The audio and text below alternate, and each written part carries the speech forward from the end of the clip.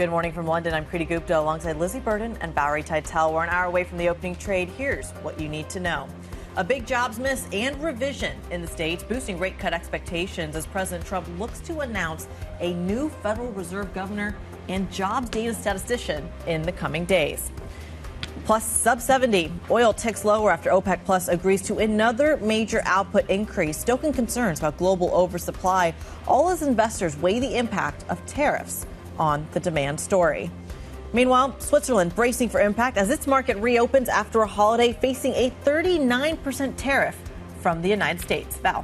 Let's check in on these markets an hour away from the opening trade in Europe, and we are seeing equity markets rebound from Friday's slide. S&P futures in the green, Euro Stoxx futures not so far behind as well. We're also seeing a rebound when it comes at least to the bond market. We had a 16 basis point rally in that 10-year yield. Yields are rising 4 basis points so far in the overnight session. Euro clinging on to its gains from Friday, flirted with the 116 handle overnight. The countdown to the opening trade starts right now.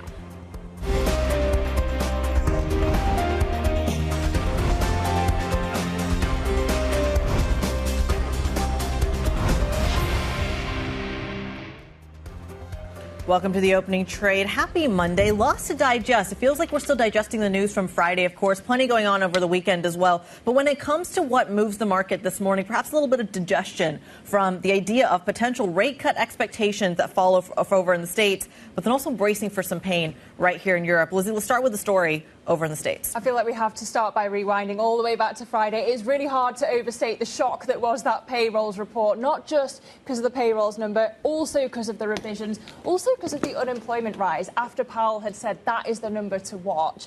And it really vindicates Waller and Bowman's dissent, right, and the arguments that they made alongside it. And now you have to wonder, how long does it take before Powell starts dropping the dovish hints? I was watching the Wall Street Journal for one of those coded messages over the weekend. We haven't had it yet, but Val, Jackson Hole not till August 21st. Yeah, a long time to wait till Jackson Hole. We have 2 more weeks until the symposium begins. But I actually went back into his press conference speech from Jerome Powell on Wednesday. He talked about the labor market being solid 13 times. I think the market is eager to hear from him that he has changed his mind on the state of the labor market, given now that the 3-month average run rate is 35K. That's the lowest we've seen since the pandemic. And honestly, Lizzie, if the Fed had this data set in its hands, it would have cut maybe even 2 months ago. Yeah, the revisions is shocking because this is now giving every single kind of American bear out there the power to now say, see, we told you the tariff is going to damage the economy. The question, though, is it the tariff rate itself or is it the uncertainty, the volatility, the hiring freezes across Wall Street? And that's really where you start to see the difference between, of course, what's going on in the jobs market versus what's yet to come, perhaps, in the inflationary data as well. In the meantime, lots going off in the Fed conversation as well. Adriana Kugler, we know, had not voted in the last decision because she had some personal issues. Now resigning.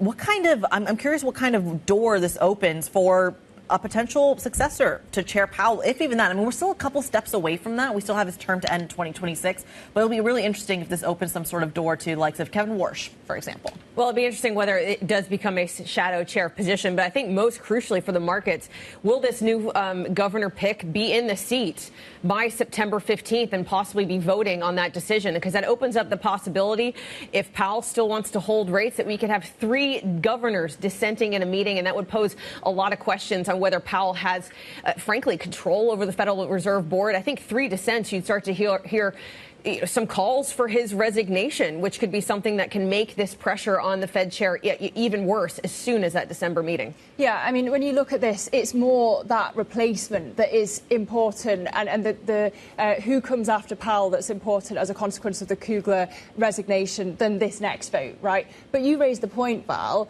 if Trump waits, and he says he won't, he's got a few days to pick this replacement, then it could get stuck in the Senate for a long time. If he gets it through while they're on recess, it could be a very quick change. A lot of Washington jargon. At the end of the day, does any of it matter if inflation is still at the levels that it's at? And that takes us nicely, I think, to the oil story, because over the weekend we had OPEC Plus increasing yet another a massive output hike as well.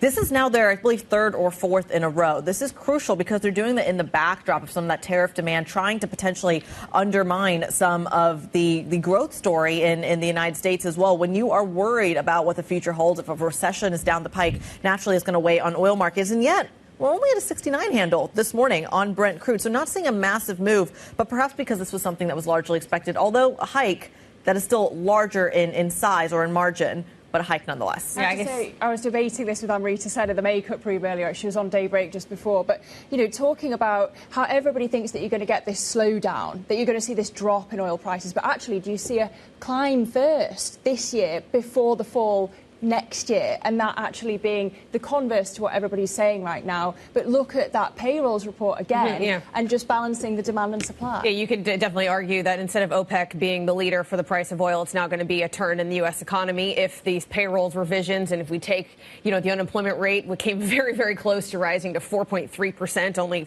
I think, 0.02% away from rounding up. So maybe it's going to be more the economic picture driving the story for oil. But when it comes to the economic picture, we do have to talk about what's going on in Switzerland. The Swiss markets were closed on Friday. That's amidst President Trump saying a 39% tariff is what he is sealing on the Swiss economy, one of the highest in the world. And whether this is just leverage for pharmaceutical sectoral tariffs to come really remains to be seen, whether this is a prelude to the next step in the negotiations. But the the Swiss market has been underperforming a lot this year. It is a bit more defensive in its mix. 15% of the Swiss market is Nestle, and then you also have around 40% being pharmaceutical stocks as well. So that defensive in nature has led it to underperform, but that could be perhaps something we see again at the open this morning if this, threat of 39% tariffs is taken for serious by the market. Yeah, I mean, if you do keep 39%, and Europe's got a competitive advantage on its 15% tariff, but do we just see this as a negotiating ploy and that it's inevitably going to come down from 39%?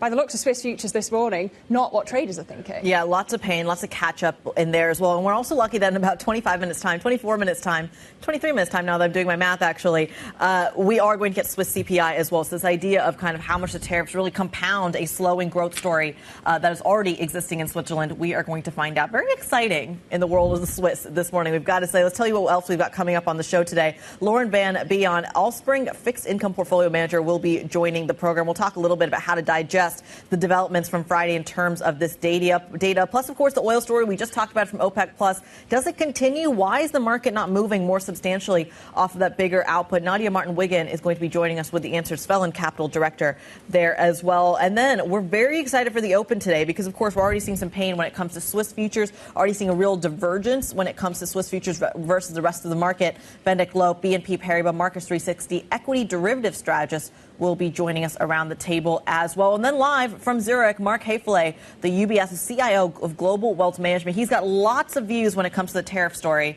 We're going to find out what he has to say. Let's get you set up for your trading week. Now, these weeks of August are known to be one of the least liquid weeks of the year, but there's still a lot going on when it comes to the earnings picture and economic data. Kicks off on Tuesday with ISM services out of the U.S., and then focus goes to earnings. Not only Disney, Uber, also Toyota out of Japan. The Bank of England decision is probably the biggest one for macro on Thursday. But note, you have to also remember, possibly the potentially biggest news this week could come as Trump picks the new Federal Reserve Board governor, something he said he'll do in the coming days. So that really could possibly be the catalyst that maybe isn't on this graphic right here, but is one the markets will be paying a very, very close eye to, as this could be the new shadow Fed chair pick. Yeah, I mean, I'm going to be watching the BOE, of course. I think it's pretty wild that they're going to be cutting or expected to cut when you've got inflation at its fastest in 17 months. But focusing on growth despite their mandate, in contrast. Focusing on the weak labor market despite inflation. Maybe that's a tell for what the Federal Reserve will switch its attention to going forward. Yeah, plenty of data as well. If we're talking about kind of the data, the bad news from the payrolls report compounding some weakness, we're already seeing other data prints as the ISM numbers compound that as well. Well, let's get you up to speed on what else you need to know this morning. The UK's Financial Conduct Authority is to consult on a redress scheme for motor finance customers that were missold car loans, which it estimates could cost lenders at least £9 billion. The announcement comes after the UK's top court handed a big boost to banks on Friday, reducing the worst case amount that they would need to pay out in compensation. The FCA says that total costs could plausibly be as high as £18 billion, but a lower figure is more likely. Elsewhere, more than 3,000 Boeing defence workers are set to go on strike for the first time since 1996 after rejecting a 20% pay rise. Boeing says that it's ready for the strike, but the unrest adds pressure to its defence unit, which accounts for 30% of revenue. And the US Trade Representative Jameson Greer is striking a cautiously optimistic tone on the future of rare earths flows between the US and China after last week's trade talks in Stockholm. They really focused on rare earth magnets and minerals. China has put a global control on the world. And so for the United States, we're focused on making sure that the flow of magnets from China to the United States and the adjacent supply chain can flow as freely as it did before the control. And I'd say we're about halfway there. Well, that interview on Sunday came on CBS's Face the Nation nearly 4 months after China imposed export controls on rare earth magnets in retaliation to those tariff threats. Beijing has since agreed to speed up shipments after Washington suspended sky-high levies on Chinese exports. Lots to digest there coming up on the program. As mentioned, we're going to keep an eye on the Swiss markets at the open. We are waiting some pretty tumultuous of a hit, down about 2.4% when it comes to the futures picture. Plus, we're going to take it off with an exclusive chat with BMW CEO on his plans in the EV space. That exclusive with our very own Tom McKenzie. But up next, we go right back to the data deluge of Friday. Jobs data, jobs changing, revisions, and of course changes potentially at the Federal Reserve as well. All eyes on Washington. If you have any questions of your own or for our guests, get involved in the conversation. IB plus BBTV Go is the function on your terminal. This is Bloomberg.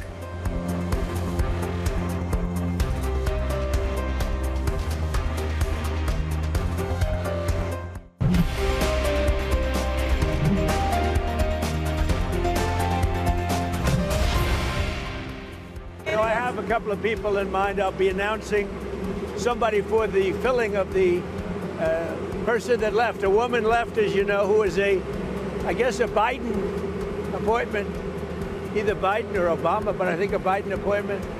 And she left early, and I think she left because she agreed with me on interest rates, and yet they were on the other side of the ballpark, right? So I'll be announcing that probably over the next couple of days. Donald Trump there on his plans to make a new Fed appointment following the unexpected resignation of Adriana Kugler on Friday. The commander-in-chief had also fired the chief labour statistician following Friday's weak jobs report. So, Val, talk us through how the market made sense of all the drama. Okay, Friday was a payroll Friday to remember, that is for sure. We saw one of the biggest revisions on record. I was having some help from our data guru, Dan Curtis, this morning. The total net revisions on Friday were the biggest going back all the way to 1978. A total of 280K revised downwards. It's really changed the nature of the tune on the labor market. And this comes just days after Powell himself characterized the labor market as solid nearly 13 times in his press conference. The 3-month average run rate now for payroll additions sits around 35K. That is the lowest since the pandemic, going all the way back to 2020. Would Powell still characterize this labor market as solid? The market is keen to hear from the man himself. We saw a big rally in the front end. Those 2-year yields, the policy-sensitive yields had the biggest drop in well over a year, down some 28 basis points by the end of the session. And most of that move is holding in today's trade. Now, we talked there about the next move for the markets could possibly become from Trump's new pick for this Federal Reserve governor seat that has become open. Adriana Kugler handing in her resignation on Friday. Curious timing around all of this. She did not vote in the decision on Wednesday. There were 2 dissents, and she handed in her resignation after this payroll miss on Friday. Again, this new Fed chair pick, or this new Fed governor pick, from President Trump could be seen as the shadow Fed chair. Kriti. Certainly something we're keeping a very close eye on. Does it translate to the markets, though? Let's get a perfect perspective for Lauren Van Beon, Senior Portfolio Manager for Rates and FX over at Allspring Global Investments, joins us on this Monday morning. Is your head still spinning from Friday, like ours? Absolutely. And not just Friday, right? The whole week was just noise and movement and amazing data releases. Well, we got a lot of weakness across a lot of data releases, but there is still this narrative out there that what if it's a one-off? And what if it's all coming in this one week? There are some revisions, so maybe it's not an actually accurate picture of the economy. How are you thinking about it? Yeah, it is a great question, right? And that's the point of how do we make sense of such weakness, such huge revisions. And we know that surveys have become a lot more difficult to conduct post-COVID, right? Response rates are down, responses come in later. We certainly saw that the last couple of months with the last few months' revisions to payrolls. And also the time period they were covering was April, May, June, right, as all those tariffs were coming in. So perhaps it makes sense that firms were just paralyzed, right, unwilling to move until they had a bit of a clearer picture. And we've heard this anecdotally as well, right, that there's plenty of hiring freezes across the United States right now, not to mention globally. Does any of it matter? Does the labor market even matter if inflation is still at these levels or potentially sees a rise off the tariff impact? Because we haven't seen that show up in the inflation data just yet. Not yet. I mean, I would argue probably the last couple of weeks, if you look at some of perhaps the price stats or the scraping data online, maybe you're starting to see some sort of reaction there. I think the answer is yes, it matters. The Fed has flagged the labour market as something it's watching very closely. What is fascinating to me is how you're having that huge miss in non-farm payrolls, while unemployment rate is still, quite frankly, fairly steady. So where does it leave September then? Do you expect a rate cut? Is it a done deal? Could there even be a jumbo cut? Certainly the market reaction this week is going to be very, very interesting, right?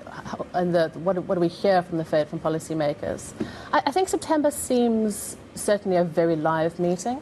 I think it's hard. I think the base case now probably needs to be a 25 basis point cut for September. I would be surprised to see more unless we start to see unemployment moving more meaningfully. But this will have sent shockwaves through policymakers, I'm sure. And Val talked about the yield reaction. Is there more steepening to come, and kind of over what time frame? Yes, I mean, that real, we've seen probably another 20, 25 basis points of cuts being priced into this year for the Fed. That makes sense. You can absolutely see that in the short-dated bonds. All spring, we've been looking for steepeners all year. We kind of thought maybe we were going to get a bit of a lull, right? Maybe you see some sort of give up of that before you get a chance to re-enter that move. But it looks like that's going to be that pressure this week at least. Was there anything in Friday's, insane session, I want to say, that made you change your mind on the long-term outlook? I mean, was Friday something pivotal that made you switch some of your positions? I think Friday probably brought forward some convictions, right? It kind of felt like we had maybe a month or two of stability, of, get us through the summer, maybe look for some carrier positions before we started to see that real deterioration in the data. Whereas Friday, it felt like everything has been brought forward. So those cracks we were looking for in the labour market, they're right here.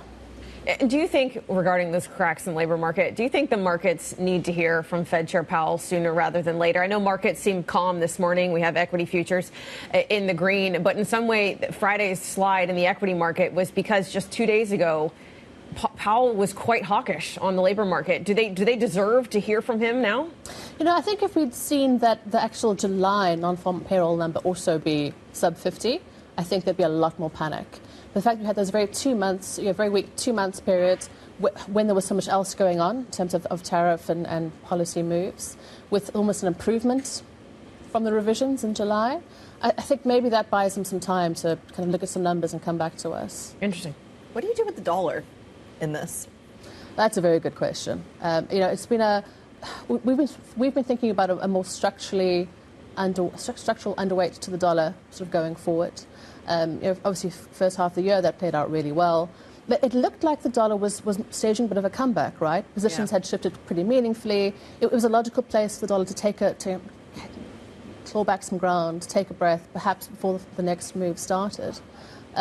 This does look like this could put renewed pressure on the US dollar. Well, that structural weakness, though, and correct me if I'm wrong, but that consensus trade has largely been based on a tariff policy that is meant to be kind of a shot in your own foot, at least the interpretation of it is. But if the entire world, from an economic perspective, is slowing down and you're not seeing growth and you're not seeing inflation, you're not seeing job hiring, does the dollar excel in that environment as it has in previous recessionary eras? I think we're only going to start really seeing the impact of tariffs in the next couple of months, right? So much was delayed until August. When I look at an effective tariff rate of over 15%, that is material. And I think if we are talking about a Fed that can now bring that rate cutting cycle forward a little, start to ease away at that interest rate support for the US dollar, I think that could play in favour of some of the other sort of big currencies. Just going back to Kugler, Val characterised her replacement as a shadow Fed chair, possibly. Is that how the market's going to see it? Is the assumption going to be that is Trump's pick to replace Powell? I think that's the most likely scenario, yes. At least until we hear different. There's going to be a lot of speculation. And I'm sure Trump is likely to keep us guessing for a while, and the candidates themselves guessing. But absolutely, this is going to be a very big pick. And then with the BLS commissioner, I mean, does it kind of undermine market confidence in the BLS as an institution and any labour market data that comes out of it in the future when he's picking the replacement? It's a very strong institution, right? We know that there's going to be incredible institutional strength, institutional knowledge. That's not going anywhere. And we know that their governance and their procedures also are going to be very, very strong. But yes, any sort of movement around, you don't want your stats and your economics bodies to be subject to much political pressure. Are we not already there? Right? In a way, yes, we are. But again, that then talks about, we've already talked about that steepening and that long end, sort of staying higher for longer. Yeah, we're already there. In a way, it's already being priced into the US economy in a meaningful way. Lauren, you mentioned before that a lot of your trades have just kind of, the catalyst has been brought forward now with the weakening jobs data. How are you thinking, though, about inflation's impulse from tariffs? Is that changed now that we've seen this weakness in the labor market? Do you maybe think that goods inflation could be less pronounced because of the weakening economy, the weakening labor market that Friday showed?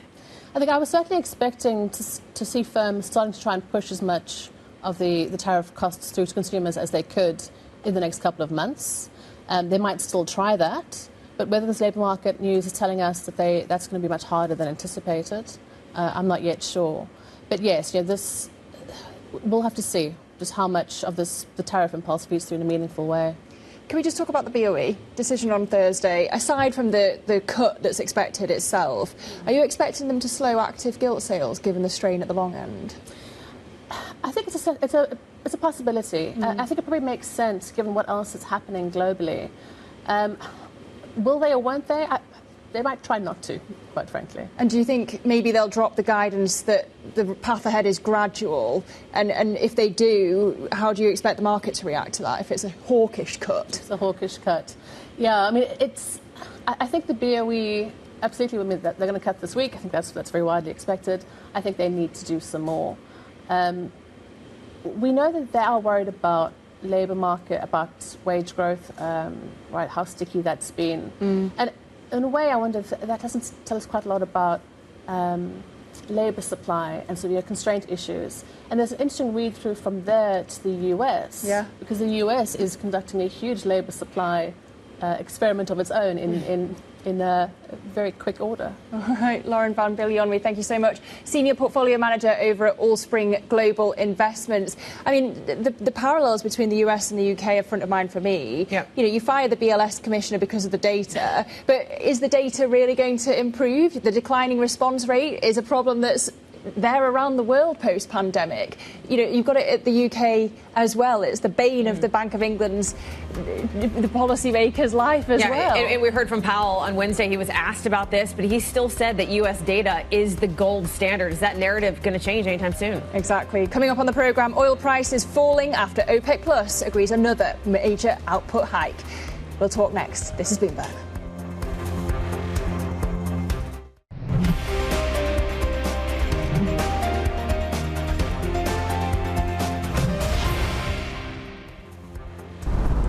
Welcome back to the opening trade. We are seeing Swiss inflation break across the Bloomberg terminal. The surveyed estimate was about 0.1% on a year-over-year basis. You're getting 0.2% from on a month-over-month basis. We were expecting negative inflation, minus 0.2% there. We're getting it basically at zero at the moment. When we're talking about the currency reaction, though, remember, we were bracing for a bigger impact. We're bracing for a big equity impact as well. Not seeing a ton of reaction in the Swissy at the moment. Yeah, this is the second month in a row that Swiss CPI is now surprised on the hot side. So all this worry that a stronger currency would perhaps feed into deflation, we're not necessarily seeing it in the data, or at least to the extent that the market expected.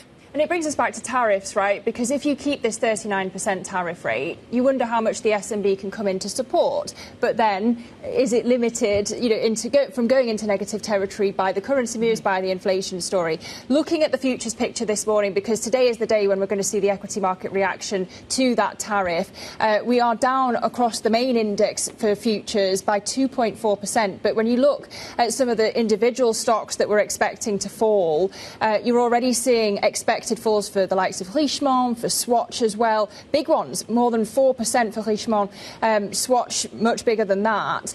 And we already saw US-listed Swiss stocks falling on Friday, the likes of UBS and Logitech, Watches of Switzerland in London. So even if that 39% is seen as an opening gambit, you're still likely to see the shock coming through today. Yeah, and eye on pharmaceuticals as well. We know they make up around 35 billion exports to the U.S. We're seeing some of those pharmaceutical stocks indicated lower so far on TradeGate, one of those being Roche, falling nearly 5% so far in the pre-market. We'll see how that opens in 29 minutes' time. Another one we'll have our eye on is Novartis, another one of the big pharmaceutical majors out of Switzerland. So it seems like luxury and pharmaceuticals will take a back hit this morning. A massive catch-up trade when it comes to those Swiss futures, down 2.4%, as you can see on your screen.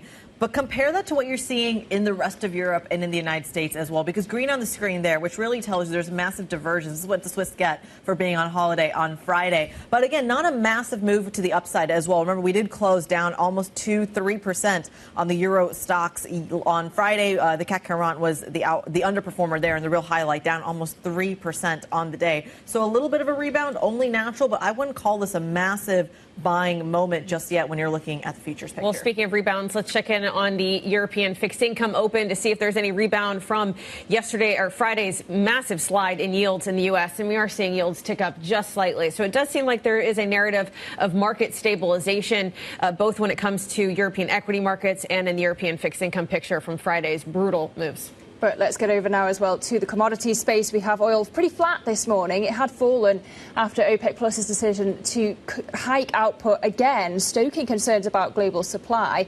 That September output hike announced at the weekend would complete the reversal of a cutback that was made by the cartel in 2023. For analysis now, we're joined by Nadia Martin-Vigan, who is Director of Svelland Capital.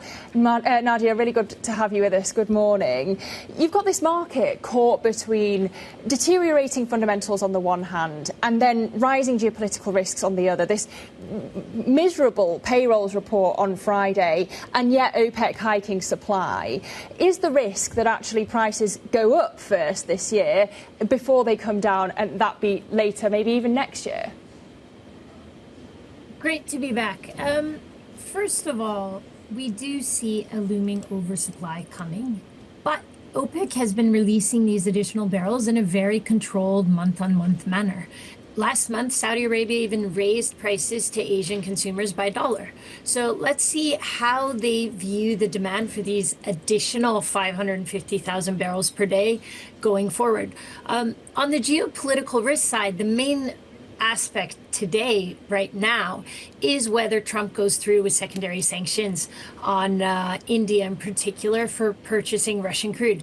As we've seen since this full-scale war in Ukraine started, the market just doesn't push out these barrels. So although there are discussions of losing 1 to 1.5 million barrels per day of crude supply out of Russia, we do not see that happening. So the deadline for that is Friday for Russia to put through this ceasefire with Ukraine, or else Trump announces these secondary tariffs. How much higher would it drive oil price? Would it be able to offset the downward pressures then? Well, right now, Russia is exporting around 4 million barrels per day of crude. India is importing around 1.7 up to 2.1 if you include diesel. It's very difficult to enforce these sanctions because we have an enormous shadow fleet that has been involved in the market that's holding around 20-25% of the entire supply of crude oil tankers. So it's very difficult to actually enforce this. On the other hand, we have heard of some pulling back by some of the state refiners in India. They're looking at sourcing additional crude in case that supply becomes tight. But realistically, that would be 500,000 barrels per day of a switch, which just happens to be the amount that OPEC's producing, increasing production officially next month. So that's why we don't really see it to be a big game changer. Yes, it could offset some of this downward pressure on the market that we see right now, but we've been very range bound. So I wouldn't say that we're even in a downward pressure situation. At below 67 $68 a barrel Brent, then we start to see algorithmic longs, the slow-moving algorithms, to start to take off some of their lengths. So then we could actually start to move materially lower. But so far, we've been in a very range-bound market. Well, Nadia, why are we in a range-bound market, though, when you're telling us that OPEC Plus is this history, at least a recent history, of hiking, but in a slow and measured way? At the same time, we're talking about deteriorating data. We're talking about heightened geopolitical risk. Why are we not seeing more volatility in these markets? Well, the deteriorating data is still slow moving. And this is when we look at inventory builds. We finally, in July, we had some contra-seasonal builds. And we're now at a crude inventory level in the main market. So that means, Europe, US, Fujairah, Singapore, Japan, that are slightly above where we were last year. So I would describe that as a normal inventory level. We've been very tight. And at the same time, we've had China stock building for strategic purposes because the price is actually quite low in their mind. If we were to jump because of geopolitical risks or a real material outage, for example, we had a bombing of a Russian refinery by Ukraine. If this were to go large scale, then we're looking at $80 a barrel. And that's when that strategic buying from China is much more likely to pull back. And in the 60s, we're in a low price environment year on year. And this is where we've seen demand remain actually quite strong.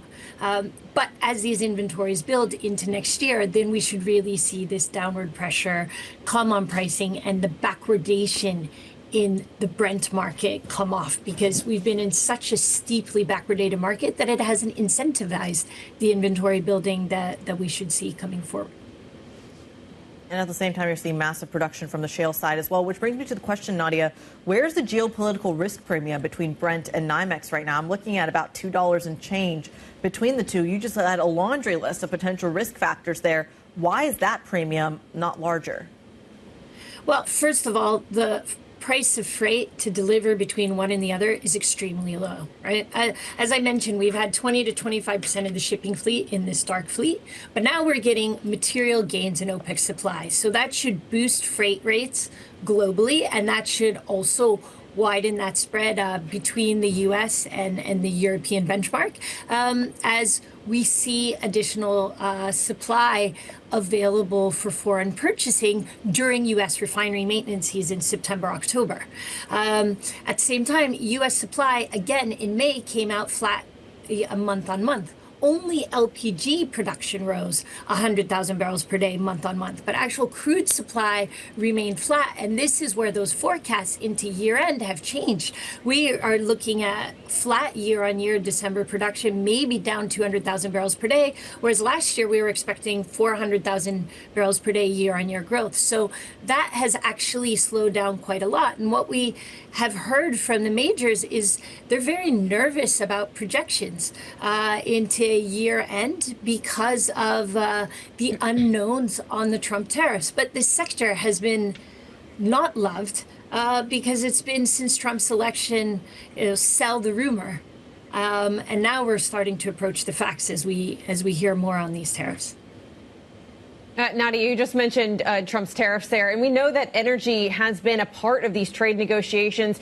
Energy purchases from the U.S. were included in both the EU and the Japan trade deal. Is that something that changes the nature of the energy industry if the U.S. really wants to become a bigger exporter? Well, it is super important. In Europe, it's, of course, difficult to enforce because it is a market economy, so the governments cannot dictate the purchases. On the other hand, price is a big incentive, and this is if and when the U.S. continues to increase production, then that can put keep prices lower and make things more competitive out of the U.S. But it's really been the offshore sector that has been growing the most, the Gulf of Mexico and so forth on that side. It's a much bigger issue, I think, an opportunity in terms of LNG, because that is where we have the real surplus and spare capacity of natural gas that can come online. Marcellus is not producing at peak, and we have the real ramp up in export capacity coming. But of course, so Europe, according to our projections, will double imports of US LNG next year, but that's only worth around $20 billion. So it's not going to move as quickly as the Trump administration would like. Japan is a big LNG importer, so that is another aspect that can continue to increase. And then finally, on the energy policy, LPG is the big boom that we expect to continue going forward. The petrochemical sector for China in particular is of absolute strategic security importance. So even if we don't reach a tariff agreement between China and the US, we actually expect China to subsidize that petrochemical sector, because in Trump 1.0, LPG was kept out of the tariff negotiations, or in terms of the tariff increases, because there's no substitute for US LPG, and that should continue to grow year over year. And Nadia, I guess we started this conversation talking about secondary sanctions and how they're difficult to enforce. Is there some curveball that the Trump administration could potentially throw out there in order to try to, I guess, have more enforceable secondary sanctions? Well, they can. The most effective thing we've seen to date was really when the Biden administration started going after individual ships in the dark fleet and enforcing that, right? And so that is how they could really push things onto India. But of course, India is part of the BRICS countries. They're supposed to meet with Putin. So it will be, I think, difficult to do that. But the state refiners could cooperate, but really it's about going after the dark fleet and enforcing this. And historically, the U.S. Navy has protected the seas in the world. This is why the Trump administration went after the Houthis in Suez, because they're showing that muscle. And so it's really by going after the dark fleet that things should change. And then that, of course, is very positive for the tanker sector, because then the non-sanctioned dark fleet would gain market share, and that is the real change that we expect to come in Q4 already, with these increased legal OPEC barrels coming into the market. All right, Nadia Martin-Wiggin, Director of Svelland Capital, walking us through those oil dynamics. We thank you so much. Again, lots to digest there. Perhaps a little bit more volatility to come in that space. Coming up on the market, speaking of volatility, Swiss stock investors bracing for today's market reopening after U.S. President Donald Trump slapped a 39% export tariff on the country last week. That market and the stocks within it are on our radar. Stick with us. This is Bloomberg.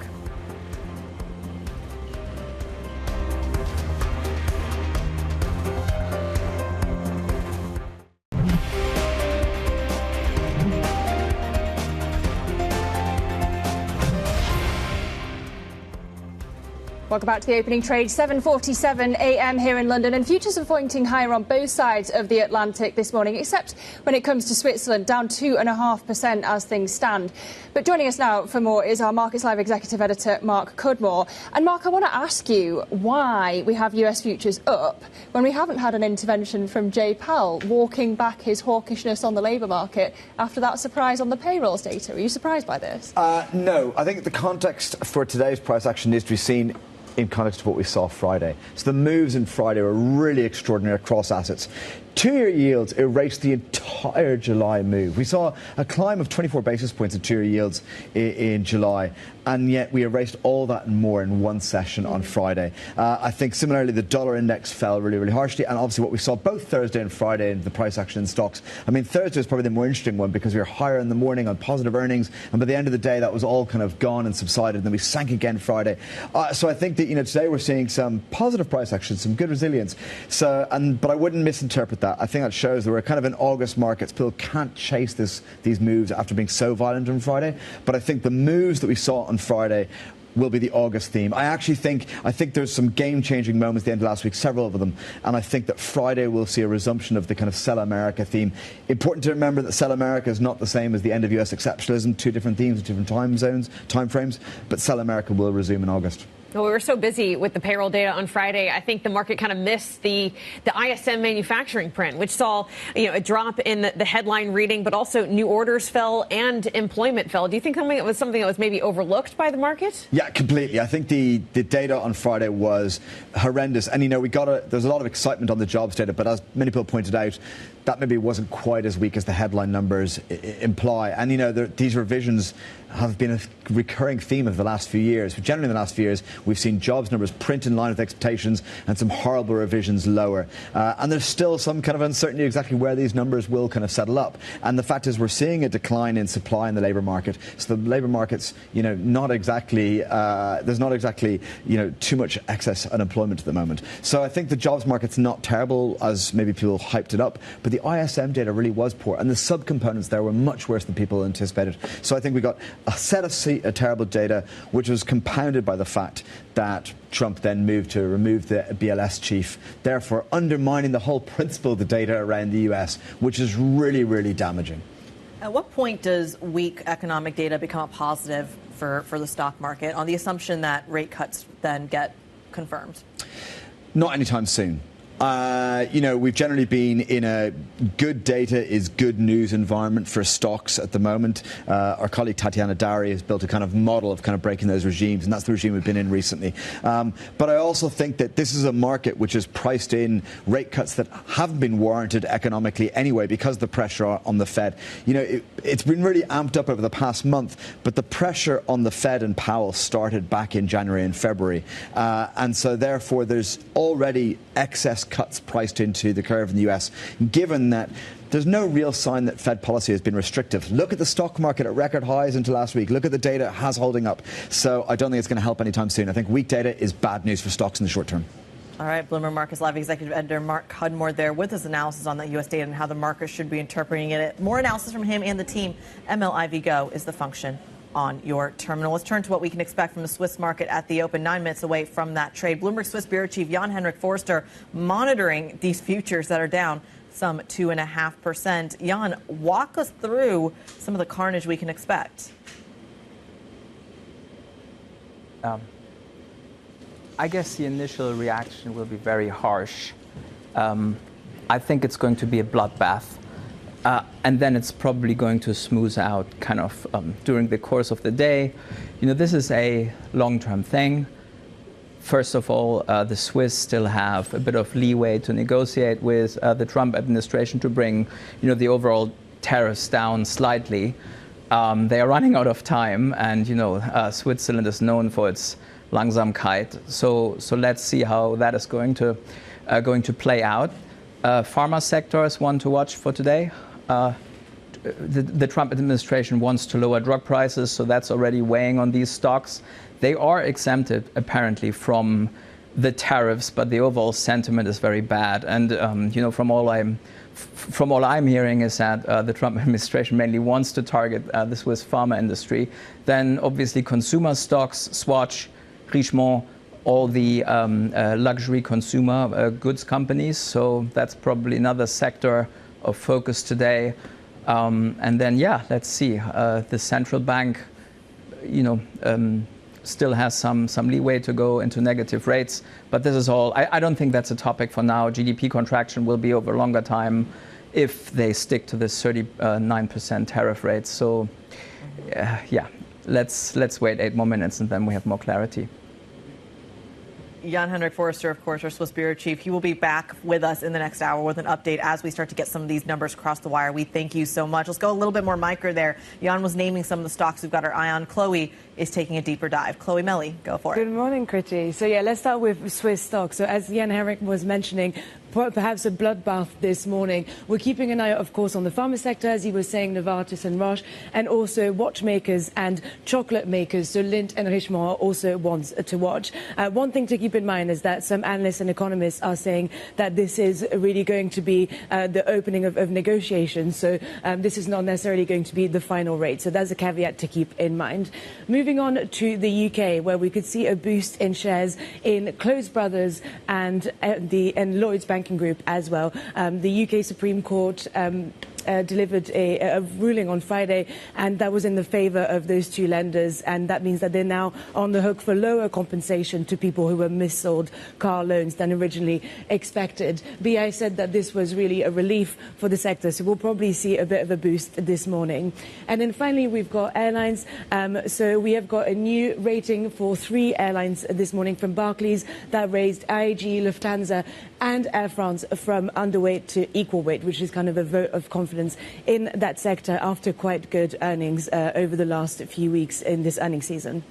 Plenty to digest there. Our equities reporter Chloe Melly walking us through those dynamics just 5 minutes ahead of the opening trade. When you're looking at the futures picture, green on the screen across the board everywhere except for Switzerland. Of course, this is a rebound from the almost 3% move that we saw in the stock 600 on Friday's close. The Swiss market down about 2.4%, at least according to the futures picture. But take a look at the DAX, the FTSE, the CAC 40, green on the screen there and climbing as we speak. Coming up, it is, of course, the opening trade. We're going to digest all of these moves. Stick with us. This is Bloomberg.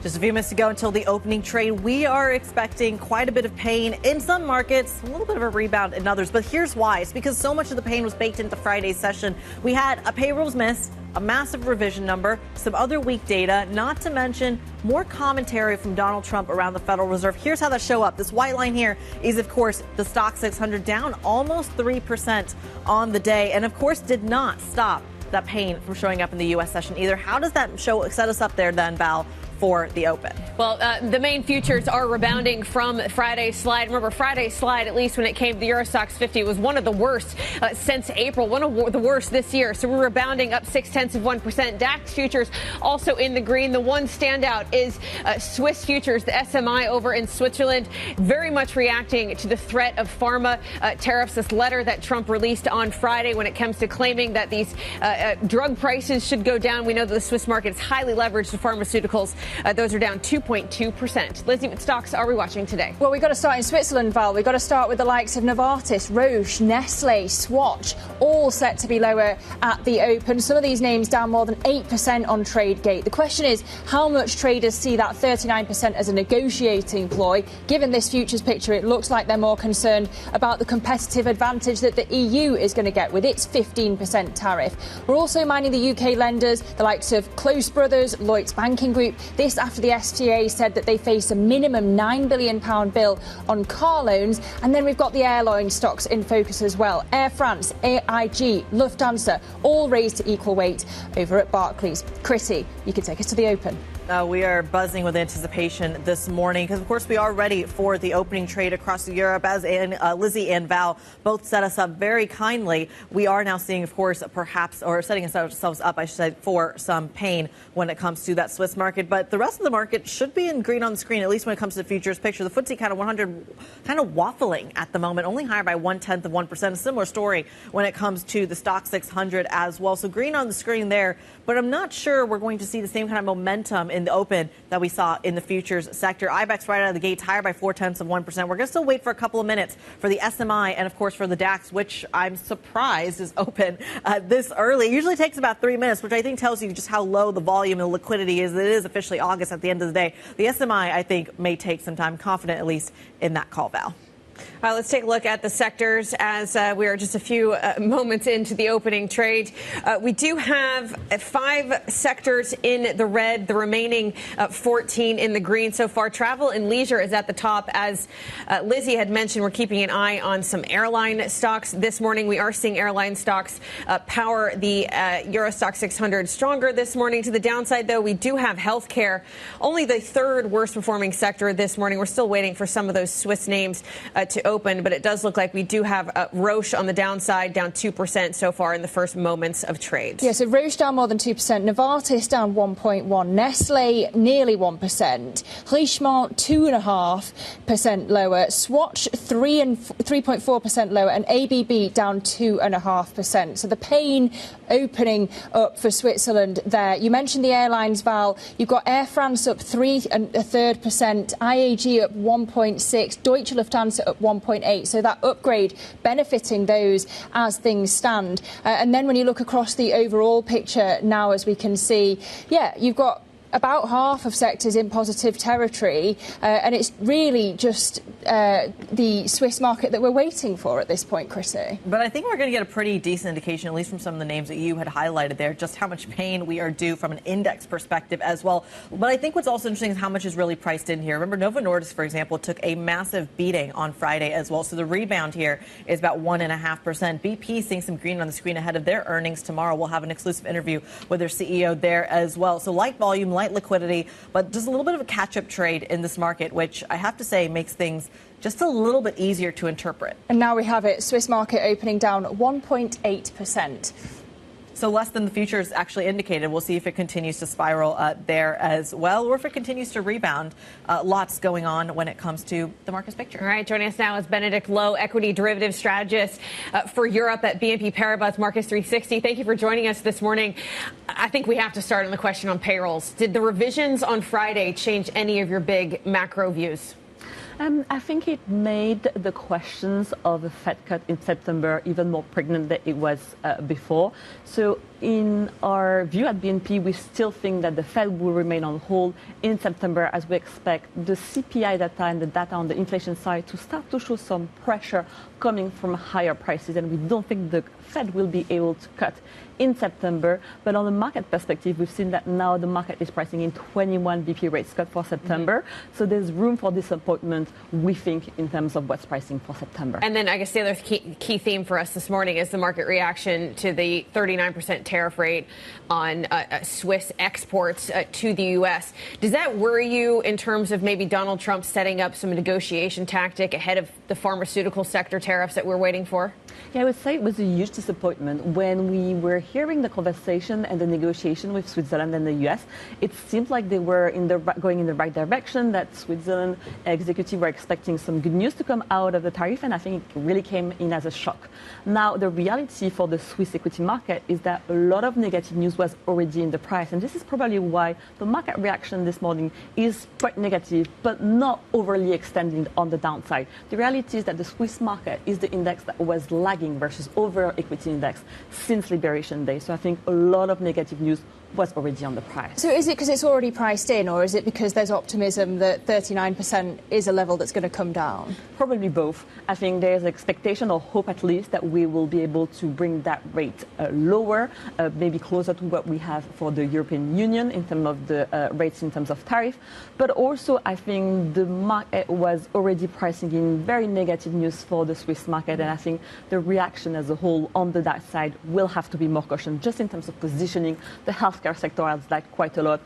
Companies in Switzerland have announced that they were doing some huge investment in the US, that they're relocating some of their manufacturing over there. So I think the signal was quite positive from them, and then we're one of the reasons why we're not seeing such huge move on the downside this morning. And just going back to payrolls, we saw Sell America back again on Friday, but not necessarily by Europe. If Sell America continues, does it benefit Europe? Yeah, I think what we had on Friday is a double whammy for Europe of the tariff news, where the market was already down around 1.8%, and then the poor data out of the payroll. The US situation is a bit more tricky because you can be in a situation where bad news is good news, in the sense that the Fed will have to come save the day if the data gets too negative.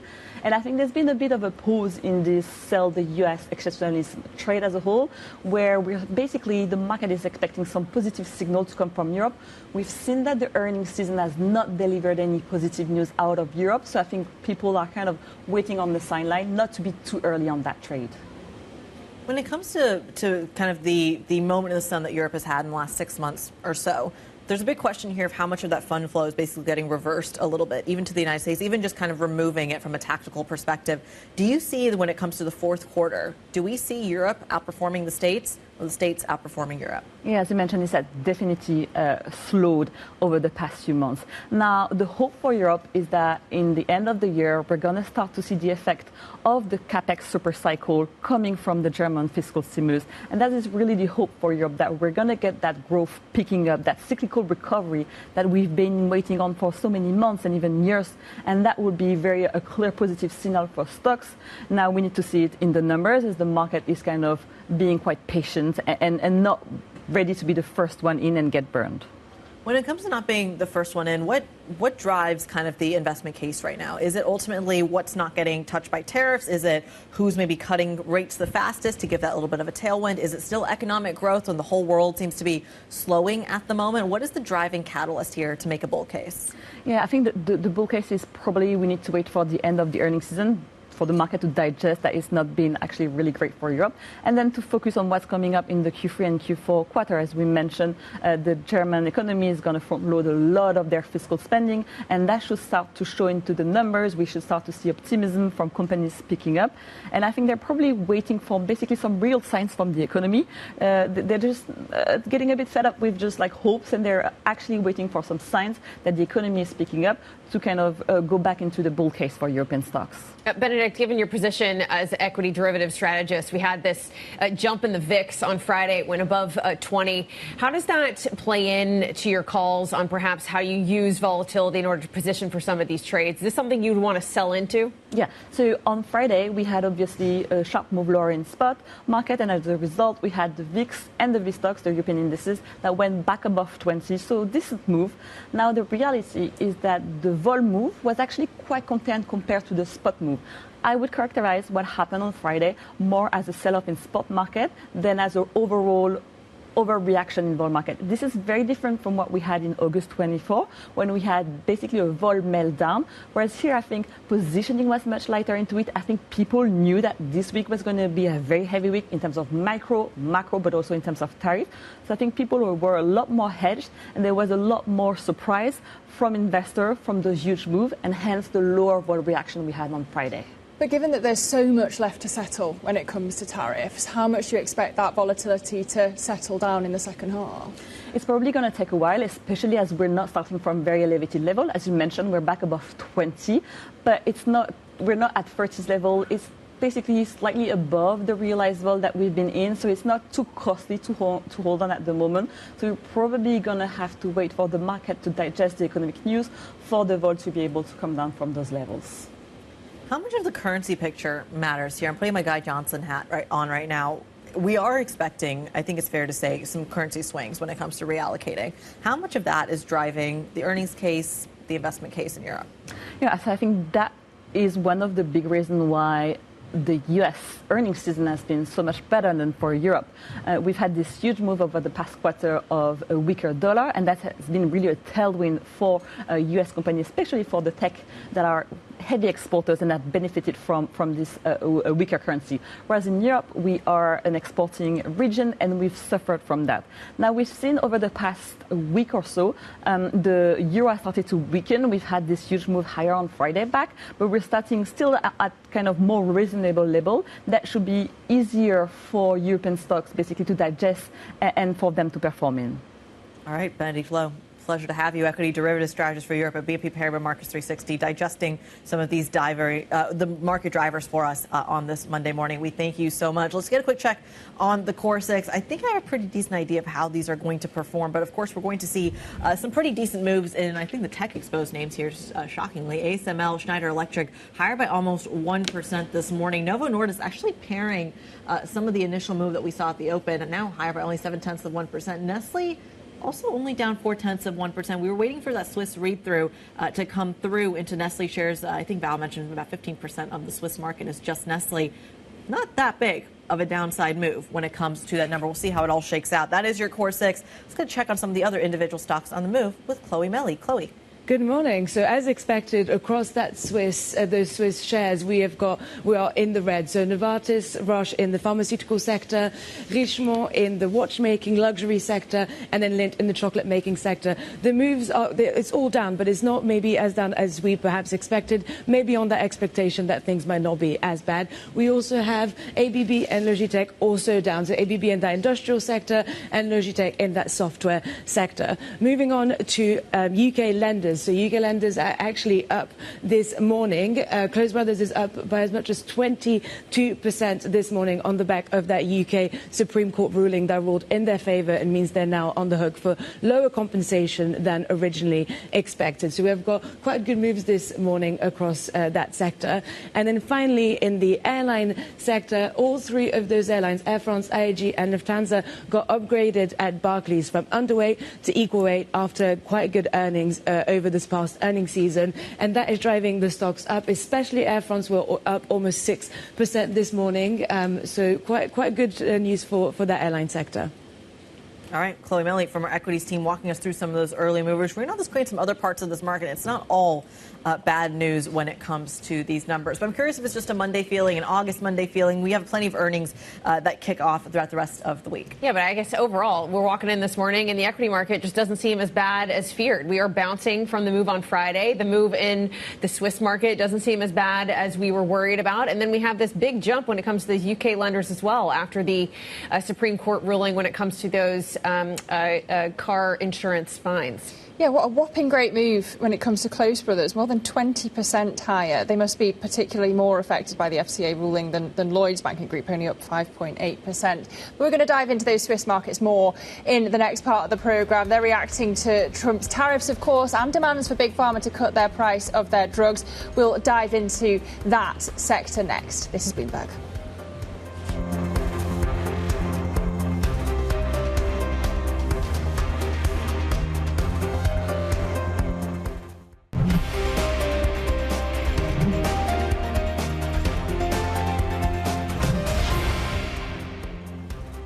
Welcome back to the opening trade. We're 16 minutes into today's session, seeing some green on the screen there, although I feel like we're off our highs when it comes to the stock 600, only higher by 0.1% now. The DAX, though, remains your outperformer, higher by 0.6%. Enough with the green on the screen. Let's talk about where the pain trade is. And that, of course, is going to be Swiss pharma stocks reacting to Trump's shock announcement of a 39% export tariff on the country and demands to slash the price of drugs sold in the United States. There's a lot going on here, a lot of different variables. We've got the perfect person to help us digest it. Ashley Furlong, our healthcare, biotech, and pharma reporter, joins us around the table.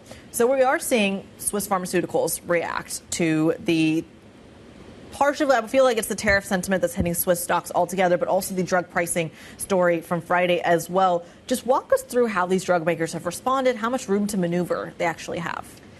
So firstly, there's a lot of uncertainty still for Swiss pharma companies. So the 39% is not actually going to hit them immediately. They sort of have a short stay of execution in some ways. But at the same time, they know that they need to move manufacturing to the US to sort of appease Trump, as that's been very sort of central for him. And also Swiss pharma stocks are, well, the Swiss pharmaceuticals are one of the key reasons for this massive trade deficit between Switzerland and the EU. So they know that they're going to have to come to the table with something good there. And obviously the most favoured nation drug pricing threat is also hitting the Swiss pharmaceutical companies today. Talk to us about the most favored nation drug pricing, because I think obviously this is something Trump tried to do in his first term, but he struggled with it. What changes now? How can he get it through now? So last time it was stopped by the courts on a technicality around not sort of discussing it sufficiently with all the players. So potentially he knows he needs to do that now. He knows he needs to go to drug makers and talk to them before it's implemented. It still could be prevented by the courts. And drug makers are very keen to negotiate. So they've already come up with proposals around direct-to-patient drug pricing. Mm-hmm. And that's something that they're very keen to do because that sort of cuts out the middleman, which drug makers would love to do and Trump would love to do. So there might be some wins for pharmaceutical companies there. I mean, do they even have the headroom to cut the price of drugs? It depends on what actually is the what ultimately is cut. So if it's just Medicaid, for example, which is, sort of one insurance program for Americans, that might be manageable. If it's across the board, it won't be. But Trump is saying we want Europeans to pay more and we want Americans to pay less. So, ultimately he's saying, I don't want your profits to be slashed. I want you to get more money from the Europeans. So we have to see how that all plays out. But what about kind of moving some of their exposure to other parts of the world? This was something that was floated with the likes of AstraZeneca, for example, which I don't think have commented on this particular dynamic. But at the time when they were facing pressure from some of the supply chain issues extending into China, there was a question of, do you just recalibrate where your consumer base is? Can drug makers do that in Europe? Potentially, but it will ultimately mean that patients are hit, that patients don't get the drugs that they need. And pharmaceutical companies are they want to bring their drugs to the most patients possible. So, there'll be a lot of pressure also from governments in Europe to ensure that that doesn't happen. But there is that threat, and pharmaceutical companies have been open that, if they're forced to raise prices in Europe, in an unsustainable way, they just won't launch that drug in Europe. So that means that then, patients in Europe just won't get these new innovative medicines that they need. All right, Ashley Furlong, walking us through those dynamics in the pharmaceutical sector. We thank you so much. Let's go from pharmas to cars, Lizzie. Yeah, indeed. BMW going all in on its new electric vehicle offering, with the company's future riding on it, really. That's the subject of today's Big Take, with the German car maker's flagship factory set to produce nothing but EVs by 2027. The CEO has been speaking exclusively to our very own Tom McKenzie about the launch, its business in China, and how the investment is going to shape the future of the company as his tenure comes to an end. Well, we're not waiting for the Neue Klasse, which hits the market in China in the second half of 26. So shortly after we launch it here in Europe. We're not waiting until that car is launched over there, because a lot of capabilities, especially on the digital side, you will already see currently in the cars. So we will see fairly stable volumes, maybe a little bit less than last year, but China is already stabilizing for us. And then, of course, that will give an additional growth momentum in China when this car launches the car. So we will be fairly stable this year, and by the end of next year, we will see some growth there. We're very sure, especially because this is also a symbol of the renewal of BMW, a completely new user experience, which is quite unique also in China, In China, the competition is intense, particularly when it comes to the software and it comes to the technology. You have companies like Xiaomi coming out with the SU7 priced at about $40,000. Some have described it as a Ferrari at $40,000. What gives you the confidence you can compete in China? Past, current, and future competencies we have. When you look how strong BMW is as a brand, and what you mentioned, the turn down in the industry, this was also partially intended by us, because we were retracting from markets which were not profitable, simply as that. And as everyone knows, there are market segments where you cannot be profitable, and we ask ourselves, growth itself does not have a value in itself. If it's not profitable, we retract. And what we see in the marketplace is various things. High technological advance, and we will give that answer with that car, that we're absolutely competitive in every market, including China. But we are not staying in a market which is not profitable for us. And how that will develop, how prices will develop this year and next year, this has to be seen. And we already see this year stabilizing prices, and that this is partially an extremely unhealthy competition, that everyone knows that. And you have not been involved in that price-cutting competition in China. BMW has not been part of that, but you have been supporting your dealership network. Does that support continue? You're always part of a market, but we have not been continuous specific markets and where it was not profitable.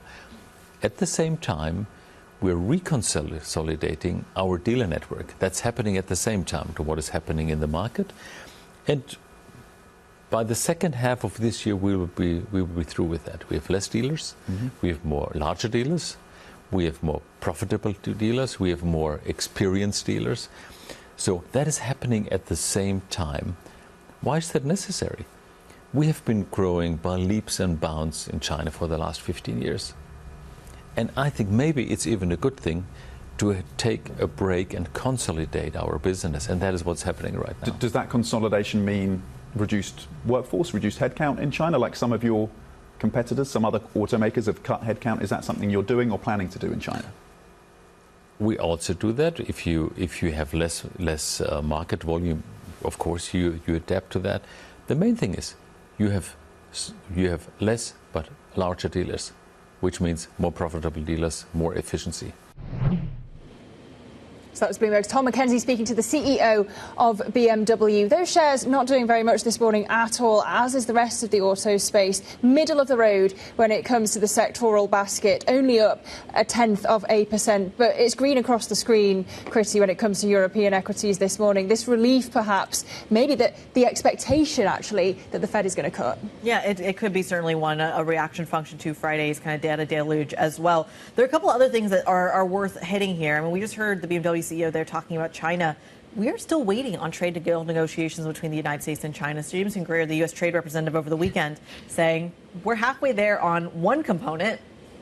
Yeah, I remember reading that line halfway there, and I was thinking, is that bullish or bearish? Is that better than the market expected? Obviously, the big deal with China, it's going to be probably the biggest trade deal that Trump's going to sign out of all of these that he's focused on right now. But halfway there, is that better than you expected or not, Kriti? Does a meeting with Xi take you all the way to 100%? I don't know. Well, I feel like going into the conversation to Stockholm and certainly in London prior has just been, as long as you're talking, it's a good thing. So at that point, 50% is, I guess, helpful in that we are halfway there, is meant to be a positive thing. But again, we're only halfway there on one issue. There's still IP, there's still supply chains, there's still currency manipulation. There's so many other allegations that have been made from Washington that are still certainly on the table, and rare earths is just simply one of them. And so many other European capitals to tour on all of these many talks. All the cities in the world that are affected, of course, by these US-China talks. Exactly. Coming up on the programme, we're going to dive back into the Swiss market reaction to Trump's tariff hit, that 39% level. We're going to be speaking to Mark Haefele, the Chief Investment Officer over at UBS Global Wealth Management. That conversation next. This is Bloomberg.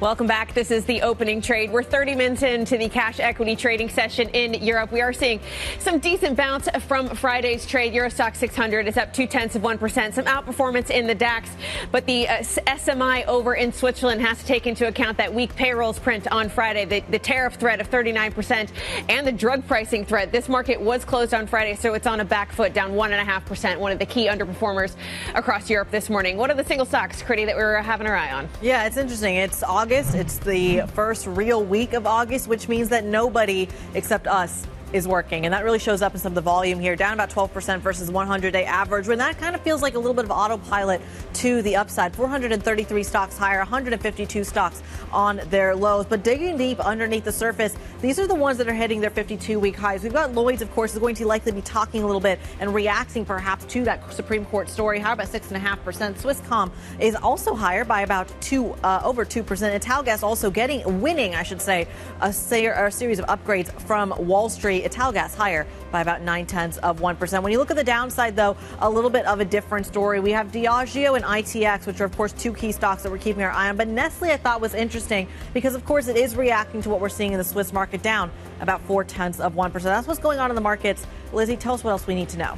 Well, this morning, Kriti, you're looking at oil prices fluctuating really after OPEC Plus agreed to another major output increase, stoking concerns about global oversupply as countries wrestle with the impact of the US import tariffs. You've also got Novo Nordisk's recent struggles generating concern that the pharma giant could become a drag on the broader Danish economy. The company's market value shrinking by almost $100 billion last week after it cut its profit outlook. It had, of course, cited intensifying competition and copycat drugs over in the US. Elsewhere, we're also watching Wall Street banks losing ground in Europe as President Trump's tariffs continue to spook clients. According to data compiled by us, companies are diversifying their banking relationships away from American banks, and that move seen as a boon for Europe's leading lenders, which of course have been actively vying to win that extra business. Val.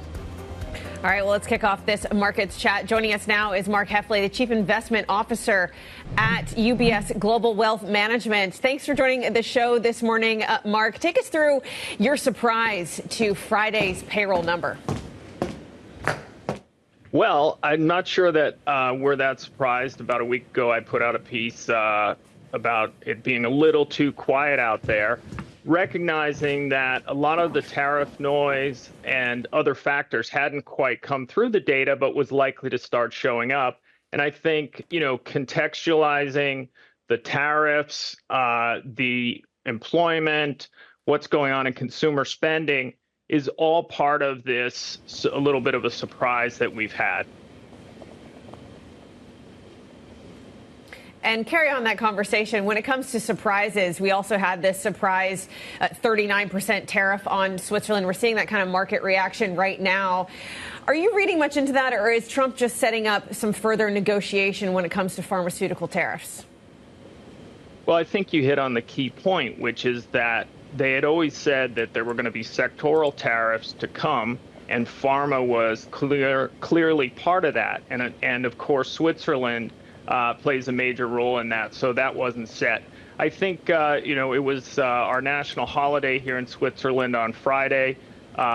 The firework and other celebrations were tempered by the high rate. I do think there's a hope that there can be some sort of renegotiation before August 7th.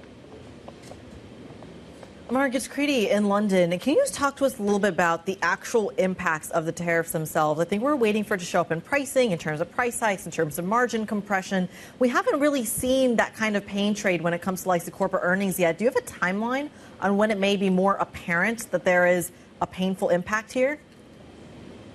Yeah, we think it's going to start to show up now. So what happens, around, say, the September Fed meeting is going to be increasingly closely watched. What's going on with jobs versus what's going on with tariffs, and how much the Fed is willing to look at a tariff bump as a one-off, something that Powell has talked about. So, it's likely to be more volatile after a very strong July. Ultimately, we do think that the tariffs settle in around 15%, which is very high compared to history, but probably not enough to send the U.S. economy into a recession. And we think that, there are some positives out there, such as the continued CapEx in AI and some of the One Big Beautiful Bill tax cuts are going to start to flow through to some consumers later in the year. Or in the beginning of next year. So we see the market moving higher by the middle of next year, but it could be a little choppy in here as the data you described starts to come through. Well, Mark, you talk a little bit about CapEx despite some of the tariff threats as well, and it feels like that's most abundantly clear when it comes to the tech story. You mentioned AI as well. At what point can CapEx continue to be spent, basically, by the other 493 members of the S&P 500? It feels like they're still spending perhaps a little bit of cash remnant from issuance during COVID, for example. How long can that spending spree last?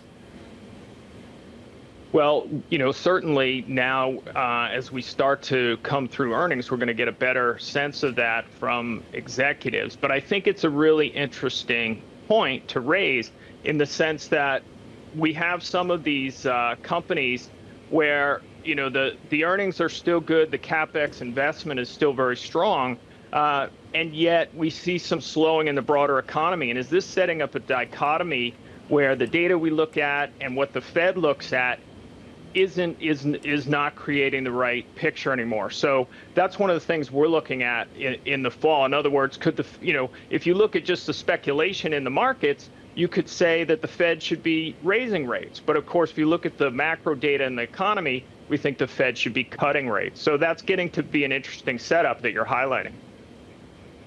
Okay. Just some of the reaction on Friday was that you saw, Sell America coming back. Mark, good morning. It's Lizzie here in London. And actually, where you've seen investors, retail investors piling into European stocks, some are comparing that to the meme stock frenzy. I wonder if you're concerned at all about froth when it comes to those investors buying European defence stocks.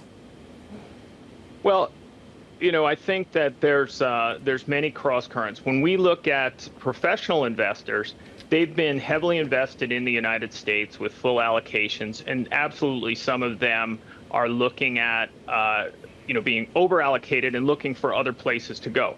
They are having difficulty diversifying away from the U.S. given the growth profiles of a lot of U.S. companies. For our clients, we looked at their investments more extensively, and the home bias is much stronger for many retail investors. And I think that they have less diversification that they need to do away from the dollar. Nevertheless, all the things that we've seen, some of the things that you've been discussing on air about data or the Fed and things, none of that is building the confidence that we need in the U.S. dollar, and at the margin, people are looking abroad. I think that buying into what the government is spending money on over time tends to be a strong way of investing. But you're right that in the near term, given what's happened if you look at the European defense sector, ETFs and things, especially in dollar terms, they have run a lot right now. Okay, and I also just want to pick up on Val's point about Swiss tariffs, right? If you've got 39% at the moment, and if that sticks and the EU's got 15%, how much of a competitive disadvantage is that for Swiss businesses? Can you quantify it? Well, I don't think we can quantify it at this time, as the different Swiss companies sort through this. But, I think the broader issue is that policies for many years within Europe have contributed to a situation where Europe is kind of the field upon which U.S. and Chinese power politics are being played out. And unfortunately, Switzerland has been caught up at that at the moment. Mark, let's pivot back to the U.S. economy. Given Friday's payroll surprise, the fact we're now pricing in a Fed cut in September, do you think that kind of ruins the bull case for the dollar? A lot of people talking about before that the dollar was going to keep supported because the Fed wasn't going to cut interest rates or was going to hold off cutting on interest rates. What's your view on FX here? Yeah, we think that the dollar is likely to move lower, obviously not in a straight line, but we would look for trades that can help diversify away from the dollar. And should the geopolitical noise increase, that could include further moves into gold from here. And it is something our clients are asking us about around the world. Mark, do valuations matter in this environment, whether it comes to gold, whether it comes to equities at the moment? Are valuations what people are really taking into account right now? I think it's a great question and something we look at very carefully. In many ways, valuations are elevated, and if you look at the speculative stocks, they've really taken quite a run here. I think that over the longer term, valuations do matter. One of the things that we're trying to watch very closely in this period to get a better sense of how this is going to shake out is how that flow through from, say, consumer spending and jobs into the large companies like, in the internet space that ultimately, in some ways, rely on the consumer to fund this large capex expenditure. How that continues and how investors respond to that capex investment in AI right now, because that is driving so much of, we think, both the speculation and the strength in the markets. But the other side of what you're pointing out is that there are lots of stocks around the world where valuations are much more attractive. And that's one of the reasons we like Chinese tech right here, which can have some of the strong growth dynamics and strong margins, but still at much lower valuations, say, to U.S. tech. Okay, so another way to diversify. Just finally, Mark, going back to that dollar weakness story, if it persists, how well can European equities weather it? Because already we've seen, a mixed earnings season here in Europe compared to the US. Well, we're very selective on European equities because the U.S. story of tariffs against China really set up, and Europe set up a dynamic where Europe is not only having trouble getting goods into the United States, but it is potentially in greater competition with China to sell in their own market and to sell their goods around the world. And so that's why we think you still have to be selective on Europe in this current environment. All right, Mark Haefele, Chief Investment Officer over at UBS Global Wealth Management. Really great to have you with us on the programme this morning, Mark. We thank you so much. Coming up, shares of UK lenders moving higher this morning after the industry won a major reprieve in a pivotal UK car finance case. We're going to break down the moves next. This is Bloomberg.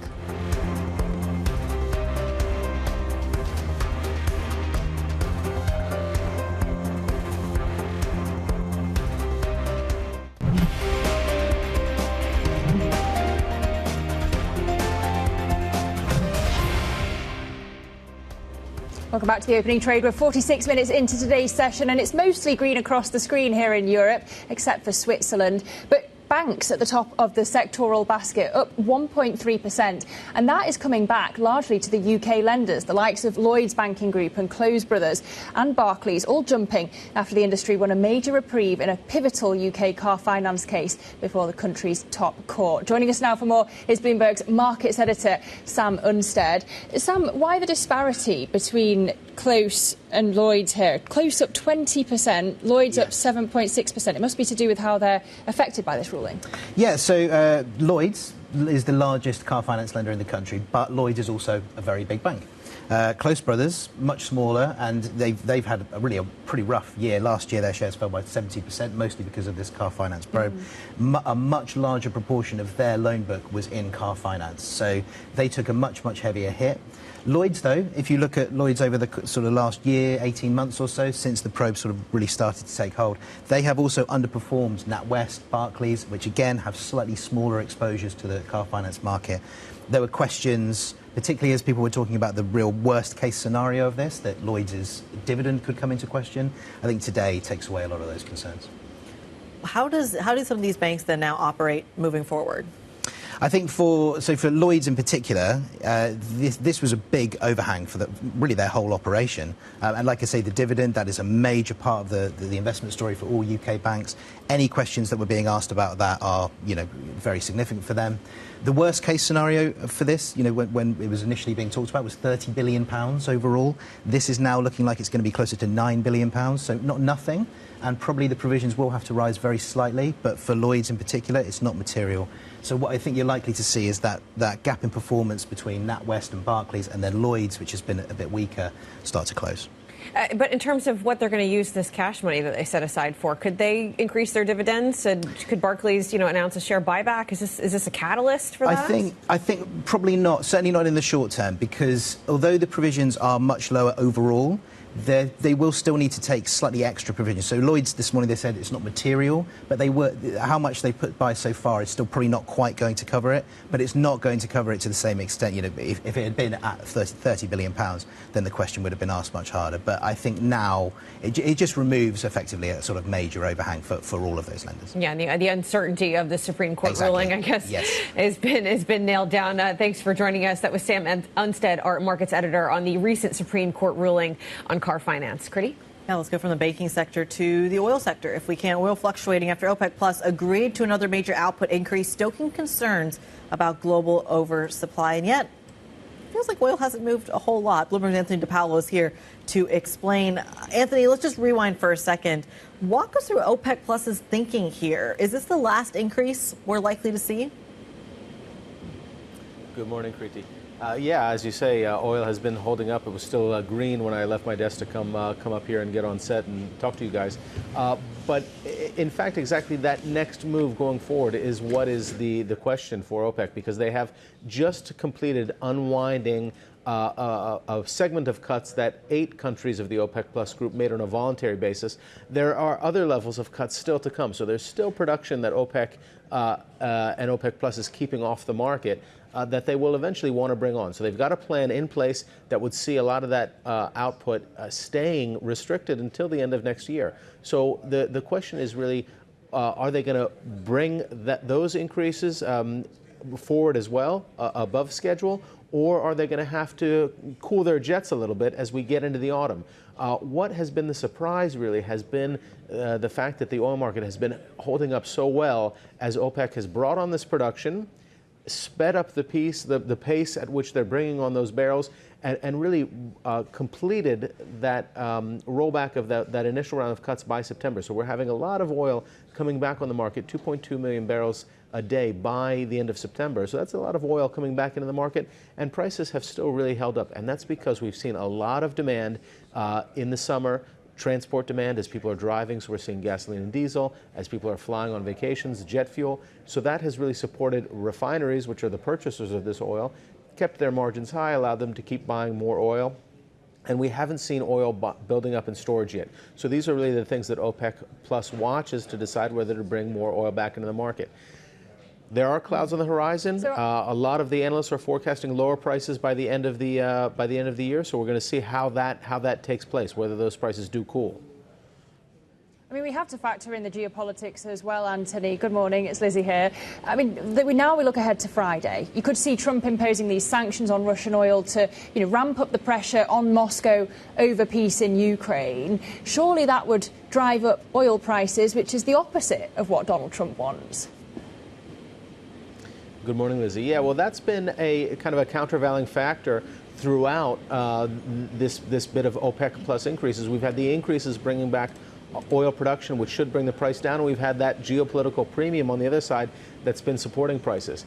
Now, if Russia is significantly sanctioned, or there are secondary tariffs put on buyers of Russian oil, and that proceeds to take some oil off of the market, that would have that impact of driving prices up. But there are a lot of ways to get around those sanctions, and we've seen Russian crude, Russian tankers, Russian vessels, the consumers as well, kind of figuring out ways to get around that, as we've seen with Iran, which is another country that's under sanctions. So the question there will be, how strong are the measures, the sanctions or the tariffs or whatever status they take? How strong are those in being able to keep the Russian barrels off the market, and how much the market thinks that those barrels will come out? OPEC has not said what they're going to do post-September, whether they're going to continue unrolling the cuts that remain in place. They do still have production restricted, so will they unroll that?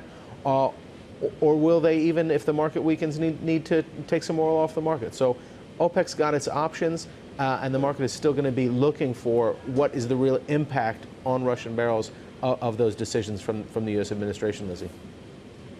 OK, so we look ahead to Friday. Bloomberg's Anthony De Paula out of Dubai. We thank you so much for that analysis. And Val, we've got so much on the docket apart from that coming up this week. Yeah, we do. It's not only economic data, but we also get a lot of earnings from around the globe. On Tuesday, it does kick us off with economic data. We get U.S. ISM services. This follows off a weak ISM manufacturing last Friday. And then we have earnings ahead on Wednesday, Disney and Uber. We also have Toyota earnings over in Japan as well. The BOE decision, probably the biggest macro one on the calendar this week on Thursday. Friday, also we get the Canada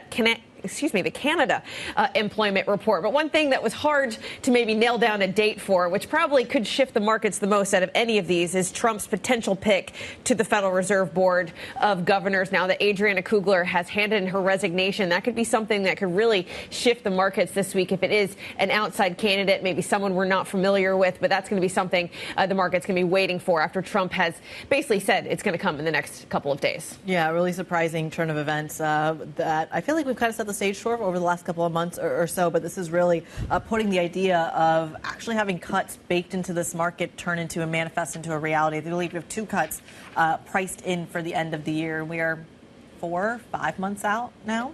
Yeah, I just can't wait to hear from Jay Powell after that labour market data on Friday. I wonder when that commentary is going to come. But, whoever this replacement is. We'll be looking to them for the direction of the Fed possibly coming up in the future. I'm watching the BOE. I do wonder whether they're going to drop the language around the gradual rate path, and the vote split also in focus, of course. If it's a three-way vote split, just how confusing is that to the market when you have got these conflicting signals? That would be why there's a vote split, but how is the market meant to read that sort of communication? But it's funny to now draw the parallels between what the Bank of England is dealing with in the UK to what the Fed is dealing with the US, when we have a deterioration in the labor market on both sides of the Atlantic, and inflation, at least forward inflation in the US, still causing some concern, and in the UK, current inflation also still causing some concern. Yeah, it's fascinating. I was reading some analysis from Mark Zandi, who's the chief economist over at Moody's. He's quite negative and can be quite negative on the U.S. economy, but he was just kind of listing out the really rough data points that we've started to see, from PPI to the ISM to now the jobs report to some of even the ADP private numbers as well. You were starting to see some of these cracks emerge in the economy, and the labor data was the last kind of standing foothold that you had. The other might just be that the inflation data is still kind of elevated relative to where you need to be. It'll be very interesting to see if people upgrade or downgrade their inflation forecast based on the fact that the labor market is weakening, correct? Right? You don't have this excess demand from consumers to pay for elevated costs from tariffs if they're frankly losing their jobs and don't have that kind of income. So I'm very interested to see if anyone changed their call on year-end inflation for the U.S. Yeah, and we haven't even really talked much about what I think the rest of our week at least is going to be dominated by, and that is the earnings story. Tomorrow, BP, Diageo are both going to report. You know, Diageo's just had that leadership change. They're also dealing with the tariff impact on several different fronts. BP, of course, heading that oil story as well. We're excited to speak to BP. Exclusive interview tomorrow in the opening trade. We've got Glencore as well, Commerce Bank. We're excited to speak to the executives there as well. Siemens, Rheinmetall, and Maersk. By Friday, these earnings interview will give you a pretty decent chance to understand where we are at. That does it for the opening trade. The Pulse is up next. This is Bloomberg.